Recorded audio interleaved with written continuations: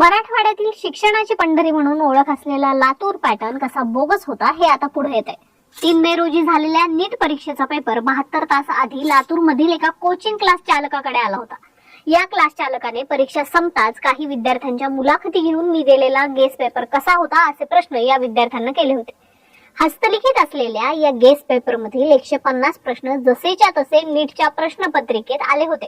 म्हणजेच या क्लास चालकाने आपल्याकडे क्लास लावणाऱ्या विद्यार्थ्यांना 720 पैकी 600 मार्क कसे मिळतील याची तजवीज केली होती. आता याच क्लास चालकाच्या घरी सीबीआयची रेड पडली असून त्याच्या घराची झाडाझडती सुरू आहे. एकूणच नीट परीक्षेचा लातूर पॅटर्न नेमका कसा होता, या क्लास चालकाने एकूणच सगळी सिस्टीम आपल्या खिशात कशी घातली होती हेच आपण या व्हिडिओत समजून घेण्याचा प्रयत्न करूयात. नमस्कार, मी अनुजा आणि तुम्ही पाहताय कार्यारंभ. लातूरचा हा क्लास चालक गेल्या काही वर्षात महाराष्ट्रात प्रसिद्धीला आला होता. गेल्या अनेक वर्षांपासून त्याच्या क्लासचे विद्यार्थी नीट परीक्षेत चांगल्या मार्काने उत्तीर्ण होत होते. त्यामुळे हा क्लास चालक इतका सुसाट होता की त्याला जगाची कसलीच पर्वा नव्हती. भरमसाठ फी घेऊन तो गडगंज श्रीमंत झाला होता. त्याने अख्खी शिक्षण व्यवस्थाच आपल्या खिशात घातलेली होती. मीडियावर जाहिरात स्वरूपात प्रचंड खर्च करून त्याने मीडिया देखील आपल्या खिशात घातलेला होता. त्यामुळे त्याचं कोणीच काही करू शकत नव्हतं अशी एक भ्रामक कल्पना संपूर्ण राज्यात होती. मात्र अति तिथं मातीच होते. या क्लास चालकाचंही तसंच झालं. नेहमीप्रमाणेच त्याने यावर्षी देखील आपल्या क्लासच्या विद्यार्थ्यांना गेस पेपर दिला होता. या गेस पेपर मध्ये 180 प्रश्नांपैकी 150 प्रश्न जसेच्या तसे होते. 3 मे रोजी नीटची परीक्षा पार पडल्यानंतर त्याने आपल्या विद्यार्थ्यांच्या मुलाखती घेतल्या आणि त्या सोशल मीडियावर व्हायरल केल्या. त्यात तो विद्यार्थ्यांना विचारत होता की मी दिलेला गेस पेपर आणि नीटची प्रश्नपत्रिका यात काय फरक होता. त्यावर विद्यार्थी त्याला सांगत होते की सर, तुम्ही दिलेल्या गेस पेपर मधीलच प्रश्न आम्हाला नीटच्या प्रश्नपत्रिकेत आले होते. त्यानं ह्या मुलाखती घेतल्या तोपर्यंत पेपर फुटल्याची कुठलीही बातमी नव्हती. परंतु राजस्थानच्या सीकर मधील एका शिक्षकाला हा गेस पेपर मिळाला. तेव्हा त्याच्या लक्षात आलं की नीट परीक्षेतील 180 पैकी 150 प्रश्न या गेस पेपर मध्ये आहेत. त्यानं 4 मे रोजी स्थानिकच्या सीकर पोलीस ठाण्यात धाव घेतली. मात्र तिथे त्याला रिस्पॉन्स मिळाला नाही. सुरुवातीला पोलिसांना वाटलं की परीक्षा रद्द करण्यासाठी कोणीतरी काहीतरी खुसपट काढत असेल. मग या शिक्षकाने हार मानली नाही. त्याने नॅशनल टेस्टिंग एजन्सीला ईमेल केला. त्यांनी हा गेस पेपर पाहिला तेव्हा त्यांच्या लक्षात आलं की हा गेस पेपर नीटच्या प्रश्नपत्रिकेशी मिळता जुळताय. त्यांनी 5 मे रोजी राजस्थानच्या एसओजी कडे संपर्क करत तक्रार केली. एसओजीने तपास सुरू करताच 8 ते 10 मेच्या दरम्यान तपासात त्यांना पेपर विक्री झाल्याचे पुरावे समोर आले. 11 मे ते 13 मे दरम्यान त्यांनी काही जणांना अटक केली. पहिली अटक नाशिक मधून शुभम खैरनार या BAMS च्या विद्यार्थ्याला करण्यात आली.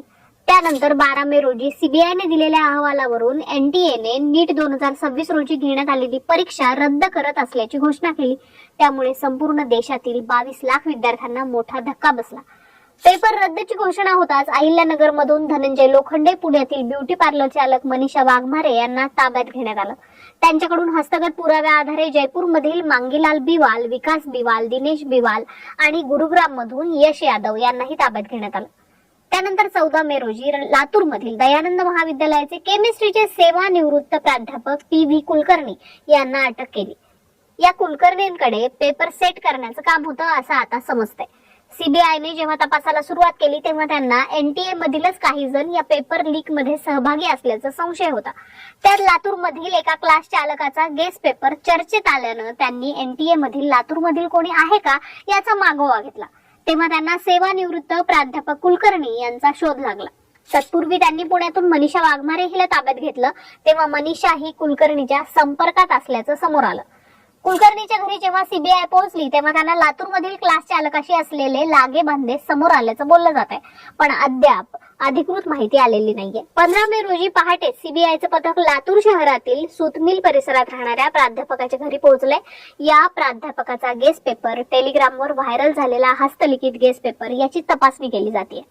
शिवाय या क्लास चालकाच्या घरातील संगणक, हार्ड डिस्क, बँक तपशील सगळ्यांची चौकशी सुरू आहे.